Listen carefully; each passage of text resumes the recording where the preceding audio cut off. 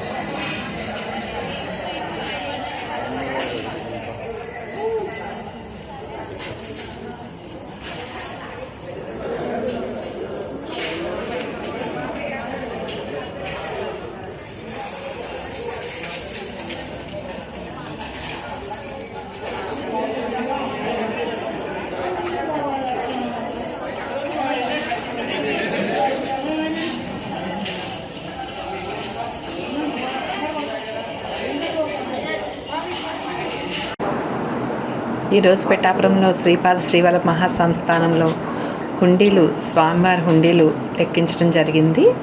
3 నెలలకు గాను 13,99,743 రూపాయలు రావడం జరిగింది. ఈ కార్యక్రమంలో ఎండోమెంట్ డిపార్ట్మెంట్ డిఈఓ గారు, వెంకటేశ్వరరావు గారు, అలాగే ఇన్స్పెక్టర్ గారు, ఫణీంద్ర గారు కూడా పాల్గొనడం జరిగింది. ఈ నిధులు దేనికి ఉపయోగిస్తారు? ఈ నిధులు ఫిక్స్డ్ డిపాజిటే చేసేస్తామండి.